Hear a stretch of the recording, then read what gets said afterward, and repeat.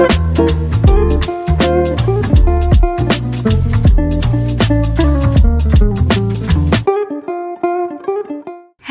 and happy St. Patrick's Day, friends. Today I am going to be doing a little bit of a throwback. So 5 years ago I made my own tag, which was the St. Patrick's Day tag. I'll have it linked in the description box below. Kind of embarrassed when I'm rewatching it now to kind of look at the tag, but I absolutely loved making tags when I first joined BookTube, and I miss it. I miss doing tags, I miss making them. I think that they're just so fun, and I love hearing everybody's answers to tags. They're like one of my favorite videos to watch, besides like bookstore vlogs and reading vlogs and such, and hauls. There's always something super fun and enjoyable about tag videos. So like I said, 5 years ago, I made this St. Patrick's Day tag, and I thought it would be fun to do it this year. I haven't done it since I made it, and it's interesting to see my answers from 5 years ago versus today. If you want to do this tag, feel free to do it. I know that it's currently St. Patrick's Day, but if you want to do it after St. Patrick's Day or save it for next year, feel free to do this tag. I tag anybody watching this who likes the questions and wants to answer them in their own video. So I guess when I made this tag, I did like book/movie for a lot of the questions. The very first question is, what is your favorite green colored book or movie? My favorite green colored book is The Inheritance Games by Jennifer Lynn Barnes, which is no surprise if you've watched my past few videos lately, because I am obsessed with this book. It just has so many incredible characters, and the plot is very fun to read about, and it's just a fun, quick, easygoing book, and I absolutely love this series so much. I thought it'd be fun for this video to share what my answers are present day, which is 2022, and then also afterwards share what apparently my favorite books were in 2016. That either has to be matched or Isla and then Happily Ever After. I love both of these books, and they're greens. Honestly, I don't remember a lot about Isla and the Happily Ever After. It's part of the Anna and the French Kiss trilogy. Part of me wants to reread the Anna and the French Kiss trilogy, but also I loved these books so much in 2016 that I'm afraid if I pick up Anna and the French Kiss, Lola and the Boy Next Door, and Isla, I might not like it as much as I did when I was 5 years ago. But we'll see. Maybe I'll do a reading vlog of rereading the Anna and the French Kiss trilogy and see how I feel about it. If you're interested in that, let me know down below. Also, the Match trilogy, I also don't remember too much about it, but I do remember really enjoying it. After I read The Hunger Games and Divergent, I just needed all of the dystopian series after that, and I remember Match being one of the ones that I picked up afterward. Again, it's another one that I don't know if I'll enjoy being 20, almost 28 years old now, but when I was younger and when I picked these up when they came out, I really enjoyed it. I'm really interested to see how like 27-year-old Taylor would like this series versus how I did when I was younger. So yeah, this was 2016 Taylor.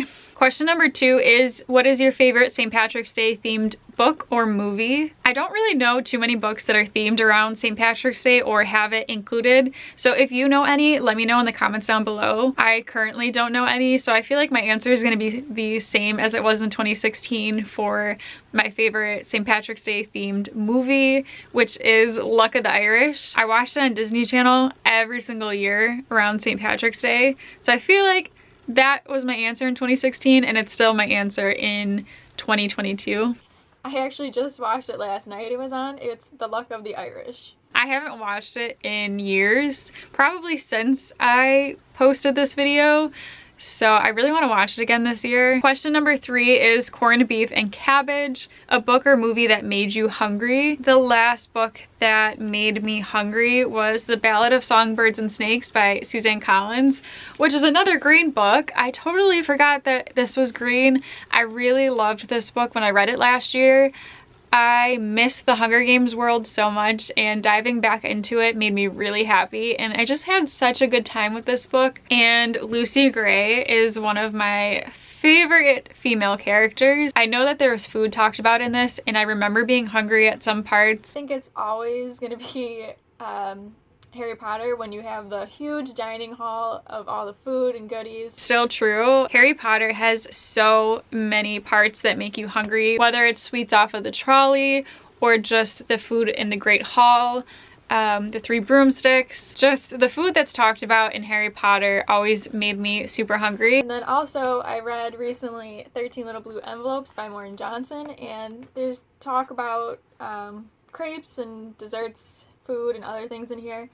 And I just read that, I think, yesterday, and that got me hungry too. 13 Little Blue Envelopes, which I don't even think I have that book anymore, but it talked about crepes and stuff, which I love sweet crepes so much. And I guess that book made me hungry when I was reading it. Question number 4 is for Leaf Clover, a book or item that was a rare or a good luck find.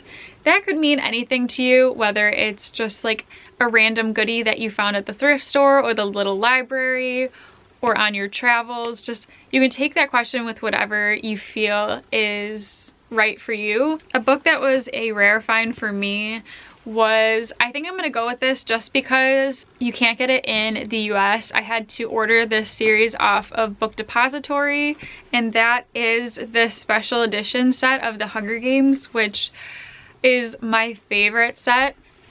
So this is what it looks like. The Hunger Games, Catching Fire, and Mockingjay. I love all 3 of these covers, and it's a very special edition set for me, and I love them. So this was a rare find for me, and I really had to do my research on where to get them. And thank goodness for Book Depository, because now any books that I want in a different cover or edition that's from like the UK or somewhere else, I can get it off Book Depository, and I'm very thankful for that. And it wasn't really a find, but it's something that I think is rare to me, is that I haven't bought a wand from Ollivander's yet, and I really want to, but because I didn't, my boyfriend CJ and I were camping, and he decided to go out and actually carve me a wand.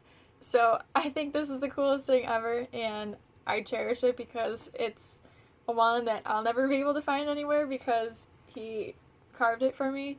So yeah, this is really special to me, and yeah, so my own personal carved wand. I totally forgot that this was my answer, which is absolutely adorable of me. So cute. I guess I can recycle and say that still to this day, this is a rare find for me. And at the time in 2016, I guess I still didn't have an official licensed wand from the Wizarding World, and I had no wands at all.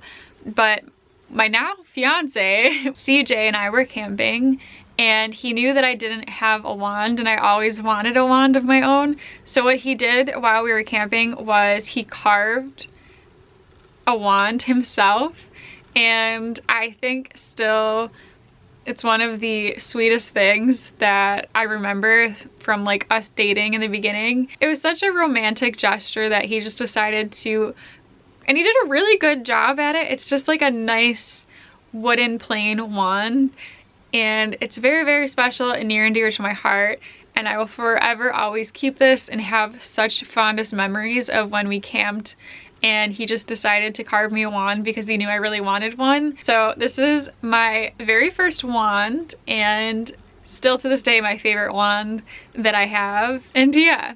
Question number 5 is Irish Whiskey, a book so bad that you need a drink to get over it.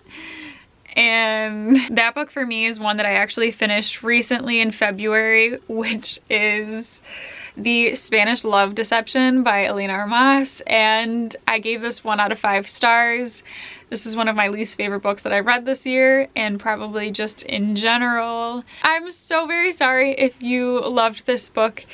My personal taste and preference, it just wasn't for me. It didn't work out, and I definitely needed to take some shots after reading this book to get over it.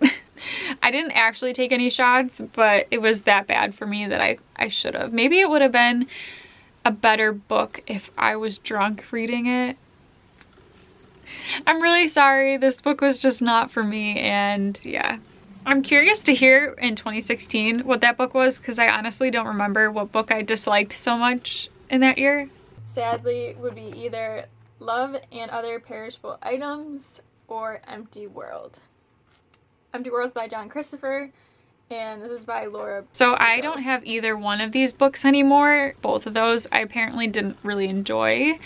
I do remember Empty World being empty for the story for me. I don't remember why I didn't enjoy them that much.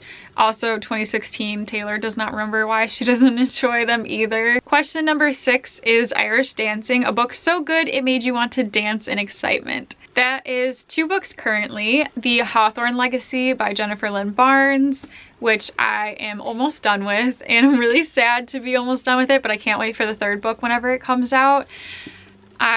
Again, this is the 2nd book to the Inheritance Games. I love and adore this series so much. It will be one of my top favorite series for sure.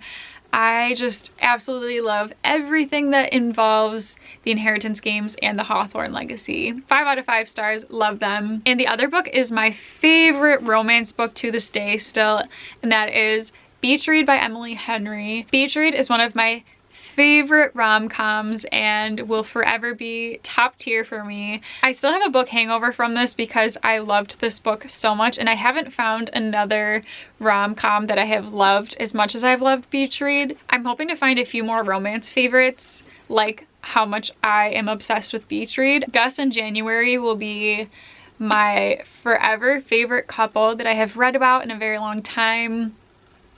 The story was so fun. I loved it. It felt real, it was raw, emotional, happy, sad. There's so many things about Beach Read that made me obsessed. Beach Read and the Hawthorne Legacy Inheritance Games series, these two I will forever happy dance over because I love them so much. I recently just finished reading this book, and I was buddy reading it with Julia from Julia Talks Too Much and Shannon from Shannon Rose Reads, and it is An Ember in the Ashes. And I just absolutely loved this book, and I cannot wait for the second. Yes.